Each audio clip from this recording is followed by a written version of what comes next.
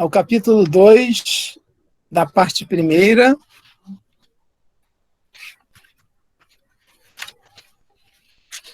que fala do que mesmo? Das causas primárias, né? E no seu capítulo 2,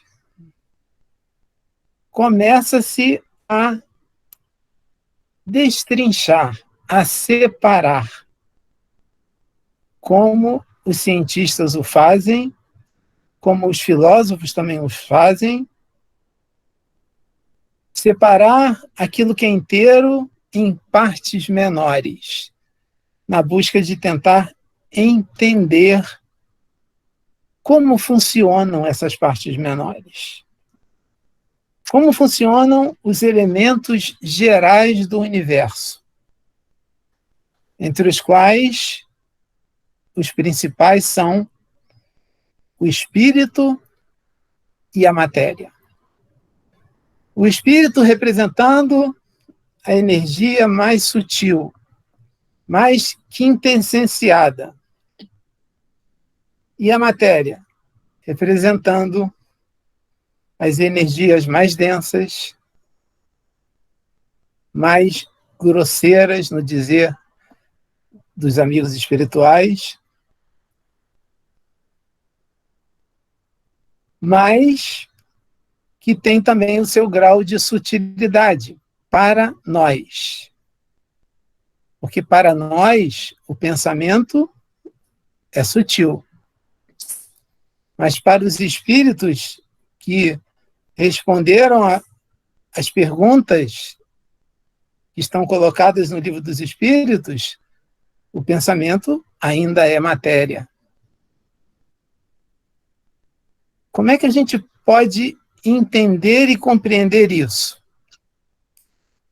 Porque a gente se acostumou a pensar que a matéria é algo que a gente pega, algo que a gente pesa, algo que a gente mede, algo que a gente calcula a área e o volume, algo que ocupa espaço e é visível. Mas o pensamento parece, para nós, não ter nenhuma dessas características. E aí a gente vai começar a entender isso. Quando a espiritualidade começa a diferenciar, através das perguntas que vão se seguir, espírito e matéria. E na questão 21, pergunta: a matéria existe desde toda a eternidade como Deus? Ou foi criada por ele em um tempo específico? O que aqui Kardec quer saber? Nós precisamos entender as perguntas para poder questionar e entender as respostas. Kardec quer saber se a matéria e Deus foram criados juntos, desde toda a eternidade. E o que os espíritos respondem? Mais uma vez, somente Deus o sabe.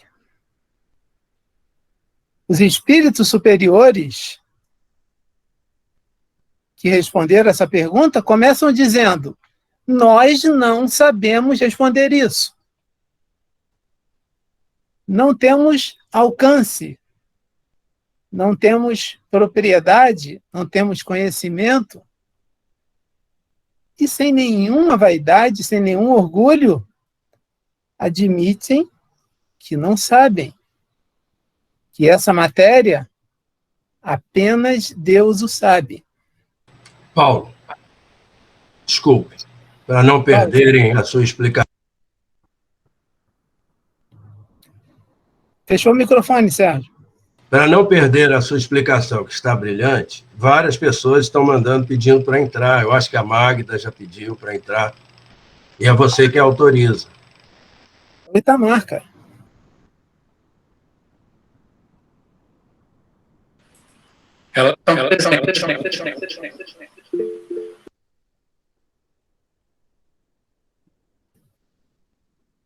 Itamar, tá tudo bem?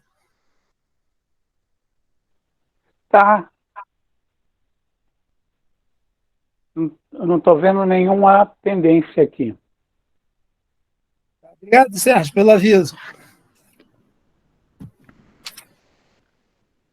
Então, continuando, a espiritualidade continua a responder à pergunta de Kardec.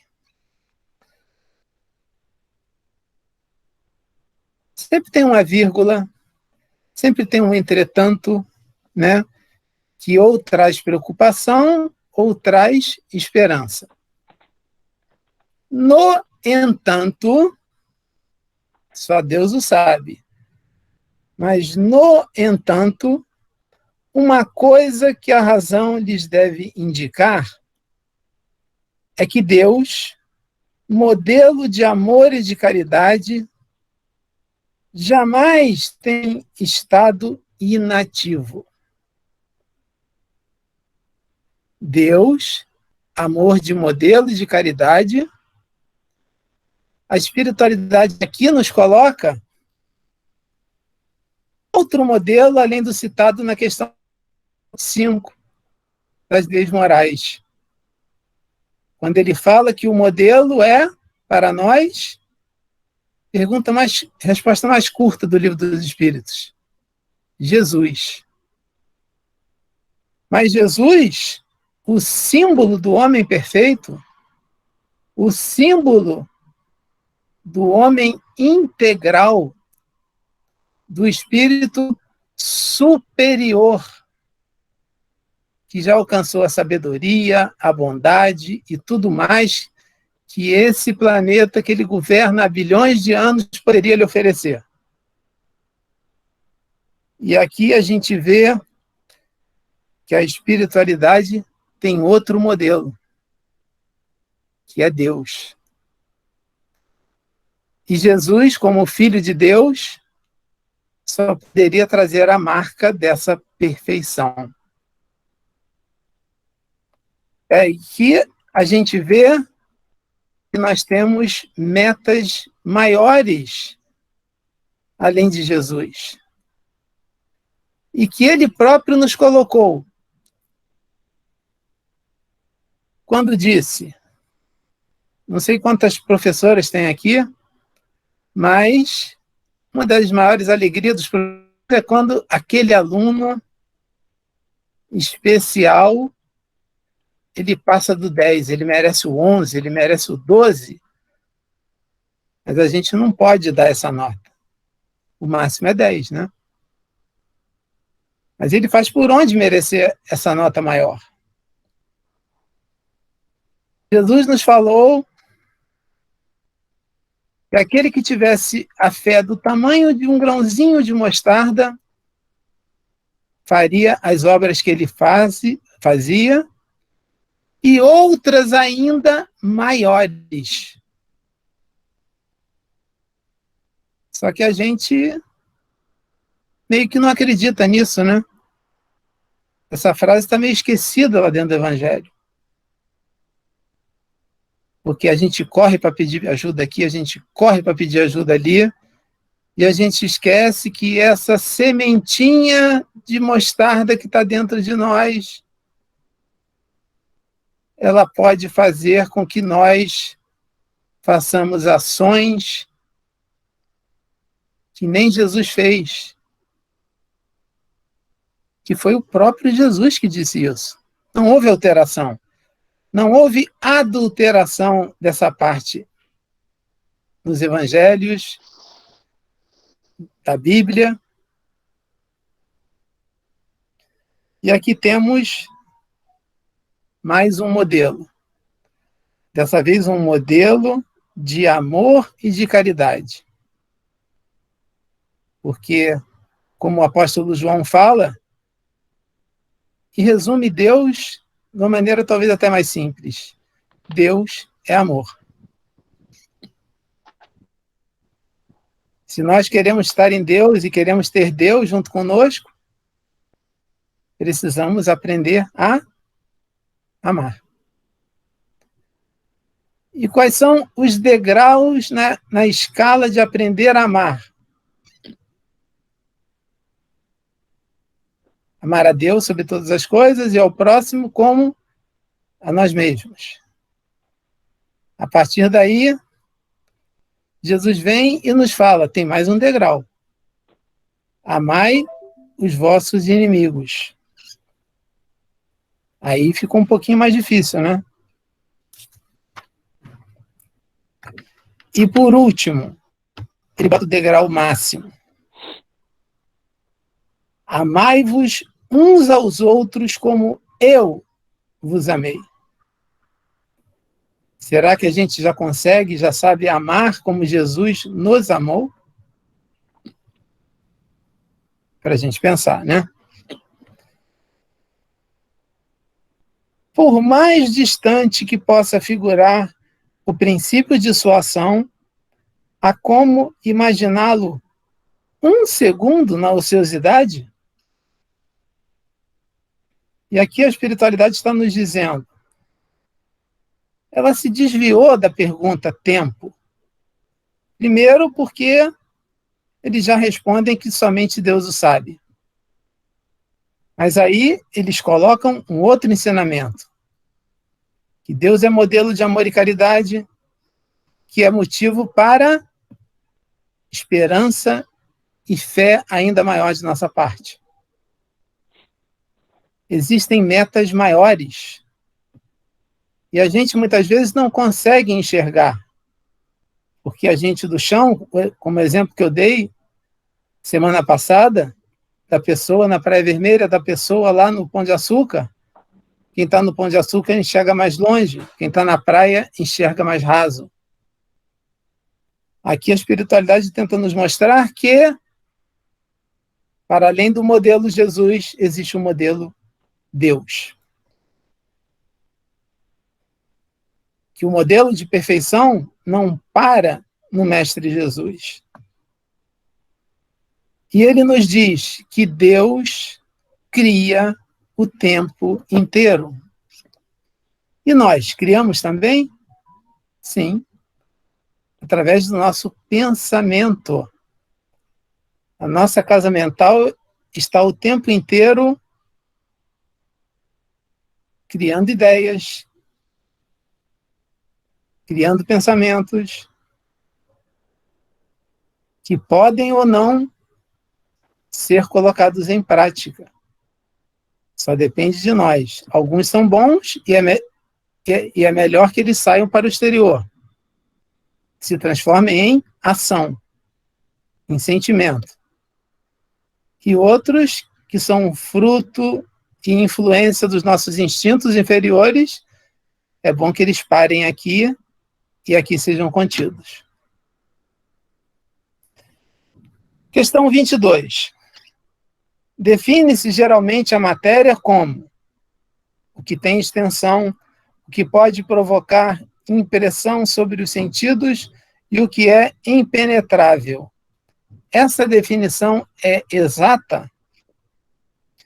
E aqui a gente observa que aqui é uma definição que a ciência traz, que a química traz, que a física traz, que a engenharia traz, o conceito de matéria.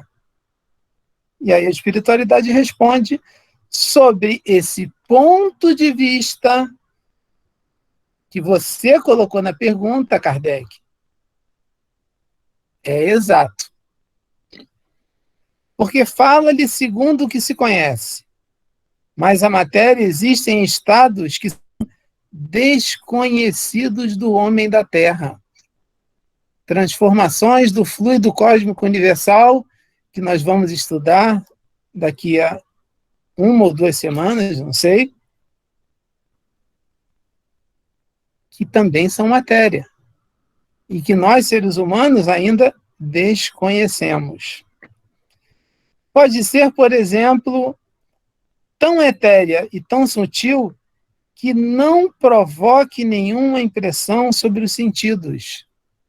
Sabemos que os nossos olhos, o nosso olfato, o nosso ouvido, todos eles têm limites superiores e inferiores, dentro da escala do infravermelho, dentro da escala que se mede som, dos hertz, dos cheiros e por aí vai. Somos limitados. E a matéria pode ser tão etérea e tão sutil que a gente não consiga nem perceber.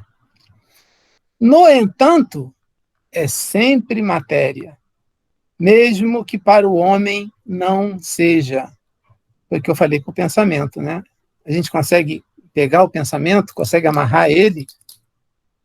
A ideia é que a gente tem que matéria é uma coisa que a gente manipula, que a gente sente, que a gente pega, que é gelada, que é quente, que é fria, que é dura, que é macia, que é penetrável, que é impenetrável, que é um conjunto de átomos ligados e inseparáveis, uma barra de ferro, um tronco de madeira, e por aí vai. E aí Kardec faz uma pergunta geral. 22A. Qual a definição que se pode dar da matéria? Como a pergunta foi genérica, a resposta é dada pelos espíritos segundo o entendimento deles. A matéria é o liame que prende o espírito, é o instrumento que ele usa e sobre o qual, ao mesmo tempo, exerce a sua ação. Sob esse ponto de vista, pode-se dizer que a matéria é o agente, o intermediário, com a ajuda da qual e sobre o qual age o espírito. Se a gente está fazendo uma pergunta sobre a matéria para um cientista, talvez a resposta dele fosse outra. Mas aqui a espiritualidade responde para que a matéria serve ao espírito. Para isso, para a sua manifestação e ação no campo terreno, no campo material, aonde ele vai poder encontrar com espíritos que são, muitas vezes, completamente diferentes dele. A matéria iguala todos os seres, mesmo que no seu inconsciente existam ideias inatas que são características da evolução de cada um. Porque quando nós desencarnamos no plano espiritual, nós estamos juntos com aqueles que são iguais a nós. Agora, aqui na Terra, espíritos de idades espirituais diferentes estão reunidos na mesma família, no mesmo bairro, na mesma escola e no mesmo país. E agora eu vou deixar para o Sérgio dar continuidade com a questão 23. Vamos lá, Sérgio? Vamos sim. Mais uma vez, boa noite a todos. É sempre um prazer estar aqui com vocês nesse estudo. Hoje é uma parte assim que fica, exatamente falando de espírito e matéria, fica etéreo. Para que a gente possa tratar do assunto, é preciso que nós façamos algumas abstrações, que nós possamos usar a imaginação para podermos entender. E aí eu vou, antes de ler a pergunta 23, ou melhor dizendo, eu vou ler a pergunta 23, mas antes de tratar dela, eu vou fazer uma retrospectiva. A pergunta 23 é: que é o espírito? E a resposta do mundo espiritual é, nossos amigos, o princípio inteligente do universo. Ponto. Né? Então, vamos lá nos lembrar de algumas coisas que nós já conversamos aqui, já foram tratadas a respeito de Deus. A sua manifestação seria através da criação, seria através do princípio material e do princípio inteligente. E lá na pergunta que eu antecipo, 27, é perguntado quantos elementos gerais existem no universo. E há uma antecipação que eu quero fazer, e vocês vão entender, que a resposta do mundo espiritual é que existem 2 elementos fundamentais no universo. É claro que numa escala, espírito e matéria. Além disso, e acima de ambos, Deus. Acima de ambos, Deus. Se nós nos lembrarmos, nós somos criados, usando o verbo utilizado por Huberto Holden, para separar de criados, colocando criados como sendo uma criação divina, e criados seria criar galinha, criar porcos e tudo, mas essa coisa mais extraordinária que é a criação divina. Huberto Holden é que usa essa terminologia. Nós somos criados simples e ignorantes. Simples e ignorantes. Simples por quê? Porque a nossa matéria vai se desenvolvendo, vai se aprimorando, e nós vamos tendo a parte material cada vez mais sofisticada. Então, nós temos hoje um corpo sofisticado em relação até mesmo à história do desenvolvimento do homem. Já no reino hominal, o nosso corpo já é um desenvolvimento. Então, nós somos criados simples e vamos nos desenvolvendo. E por que nós somos criados ignorantes? Porque nós somos criados desconhecedores do saber. Então, nós temos, no princípio material, o desenvolvimento naquilo que nós somos simples, ou seja, no nosso corpo. E nós temos o princípio inteligente funcionando aonde? Deixarmos de ser ignorantes. E aí, quem deixa de ser ignorante? A matéria? Não. Quem deixa de ser ignorante? O espírito. Então, aí a resposta tem todo o sentido. O que é o espírito? O princípio inteligente do universo. Deu para perceber? Então, só para a gente recapitular. Nós somos criados simples e ignorantes. Se nós somos criados simples e ignorantes, e nós já percebemos que o universo tem uma regra fundamental, que é a evolução, se nós temos uma evolução, o que é simples vai ficar sofisticado, vai se sutilizar. E o que é ignorante vai adquirir sabedoria. Se Deus atua pelo princípio material e pelo princípio inteligente, que são 2 faces da mesma moeda, o princípio material vai ajudar na sofisticação da matéria. E o princípio inteligente vai atuar no espírito. Então, ele responde, que é espírito? O princípio inteligente do universo. Porque fica muito difícil para ele de explicar para nós o que é espírito. E aí vem a segunda pergunta, o 23A, aliás, um desdobramento da primeira. Qual é a sua natureza íntima? De quem? Do espírito? Respondem os espíritos.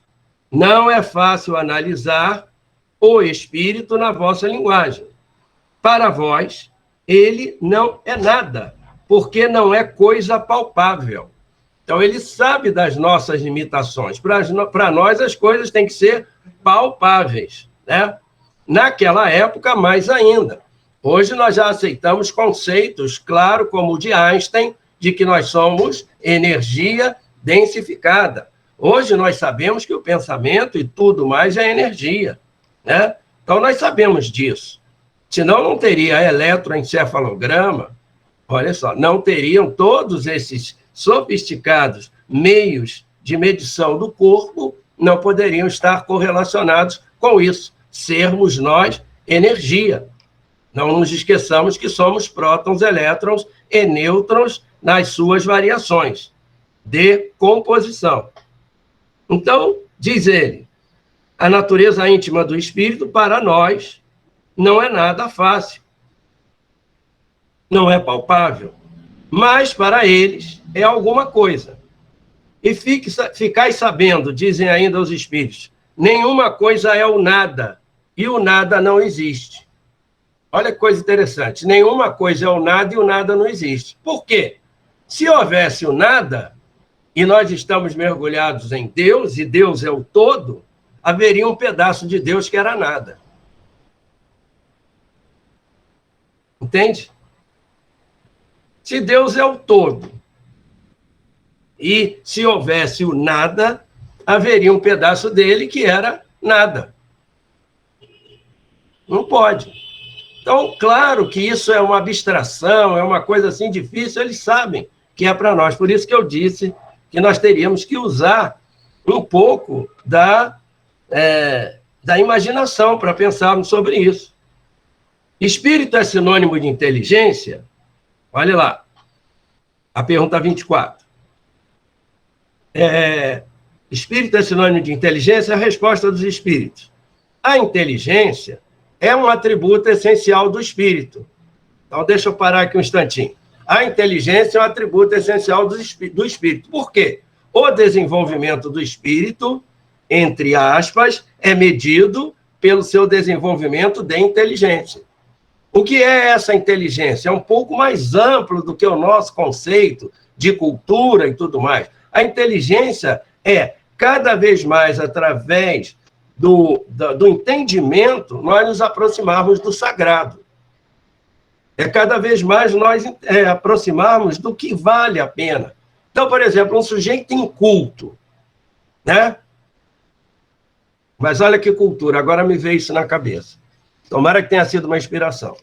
Um sujeito inculto, se for besteira, não foram eles, fui eu mesmo. Você acha o índio um sujeito inculto? Um sujeito índio que diz, eu vi agora outro dia no especial que vai passar na TV, né, ele dizendo, eu queria que o homem branco tirasse o óculos escuro e percebesse como é importante cuidar da natureza, como é importante cuidar dos rios, das matas, para que nós possamos sobreviver, para que nós possamos viver melhor. Esse sujeito precisa ler Nietzsche, precisa conhecer Foucault. Então, a inteligência é algo bastante, assim, diferenciado da questão cultural, né? É claro que a cultura é fundamental, por isso os espíritos dizem estudar, estudar, estudar. Mas eu quero dizer que essa compreensão do espírito, desse atributo da inteligência, é algo muito maior. É algo muito maior. E é através dela que nós vamos entendendo as coisas, como aconteceu na informação dada numa pergunta da semana passada, que é a retirada gradativa do véu da ignorância. E nós vamos entendendo cada vez mais. E esse entendimento se dá, principalmente pelo amor, pelo coração, não é? Sentir Deus. Vou agora pensar o que é Deus e tal, vou ficar... Deus é um campo quântico. Tá, e o que é um campo quântico? Né? Sobre a questão do campo quântico, se o Paulinho me permite, olha só que coisa extraordinária, eu só quero chamar a atenção de vocês para isso aqui, olha.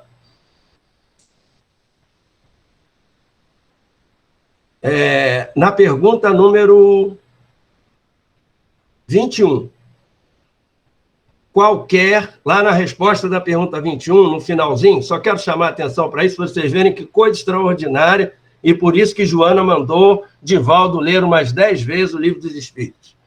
Qualquer que seja a distância a que possais imaginar o início da sua ação, podereis compreendê-lo um segundo na ociosidade. Então, veja só, como é que se pensa o Big Bang? O Big Bang se pensa o seguinte, havia um campo de energia, um campo quântico, seja lá o que for, mas imaginem que seja um lago plácido. Havia esse campo de energia e, num determinado momento, houve uma manifestação, que eles chamam de flutuação, para que aí desse o Big Bang. Aqui ele já se antecipa a ciência na sua evolução para dizer o seguinte, Vocês acham que Deus tem um segundo de ociosidade? Então, vocês acham que aquela pergunta, e antes do Big Bang? Deus estava deitado, dormindo, ocioso, parado, aí ele chegou e disse, não, vou flutuar. Vou dar uma flutuada aqui. E aí começa o Big Bang? Não. Então, eles já dizem aqui, olha, não pensais única e exclusivamente desta maneira. Porque a gente não sabe, vem aquela pergunta, e antes do Big Bang? Então, ele já se antecipa a uma evolução enorme da ciência para dizer isso, olha, não pensais um segundo na ociosidade divina. Então, o Big Bang, por exemplo, a teoria parte de um campo quântico que estava em equilíbrio, inerte. E, de repente, ele dá uma flutuação e ao estouro, a explosão, né? o ovo fundamental, a semente fundamental e tudo mais. Olha só, ele já se antecipa a algo que lá na frente nós vamos começar a entender um pouquinho ou aparecerem informações extraordinárias. Né? Veja como é importante cada uma dessas perguntas. Só quis mostrar isso para dizer a dificuldade que os espíritos têm de poder explicar a nós, por exemplo, isso. Espíritos aí com E maiúsculo, que é um espírito. Espírito é sinônimo de inteligência? A resposta deles. A inteligência é um atributo essencial do espírito, é claro. Por que ela é um atributo essencial? Porque através do desenvolvimento da inteligência, lembram? Simples e ignorantes. Princípio material e princípio inteligente, então o espírito desenvolve-se no princípio inteligente. Então, a inteligência é um atributo essencial. Por quê? Sem a qual o espírito não desenvolve. Então, a inteligência é um atributo essencial do espírito, mas um e outro se confundem num princípio comum, de maneira que, para vós, são uma e a mesma coisa. Então, ele diz o seguinte, hoje, nesse momento, não procura descobrir coisas, tentar entender, porque já está bom você entender dessa maneira. Está aqui ele dizendo isso. Considera o espírito como um princípio inteligente do universo. Considera o espírito como a evolução da inteligência. Considera a matéria como a sofisticação do princípio material. E vamos tocando o barco. Se você entender desta maneira, você já está num bom caminho. Então, vocês percebem, eu queria mostrar, é o seguinte, eu queria mostrar a minha completa dificuldade para falar disso. Eu tenho que fazer umas abstrações e imaginar. Então, eu tenho que usar uma certa lógica. Princípio material, princípio inteligente. Nós somos simples e ignorantes. Então, o crescimento vai dessa maneira. E aí a gente consegue entender que o princípio inteligente tem relação com a nossa forma ignorante. E o princípio material com a nossa simplicidade que vai evoluindo. E aí ele vai dando essas informações em sequência. Eu estou vendo ali que são 18h55, eu acho que já é o bastante, e eu fico, sinceramente, dessa vez, à disposição para que a gente possa discutir alguma coisa, fazer qualquer colocação, e eu espero que eu não tenha sido tão confuso como soou aos meus ouvidos.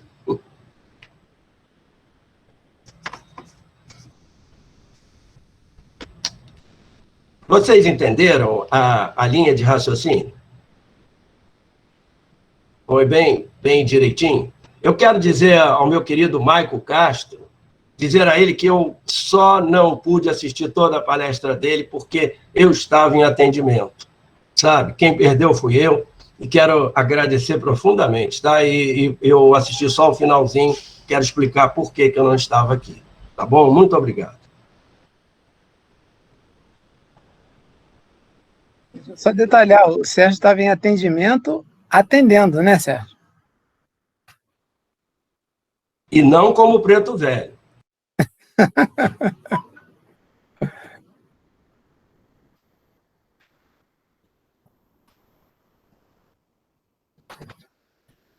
Ô, Sérgio, se você pudesse fazer um resumo Espírito e matéria, quem é mais importante?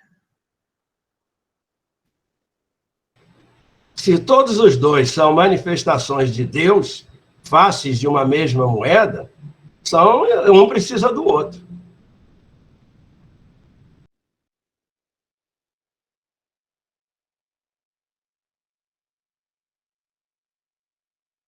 Michael, o voluntariado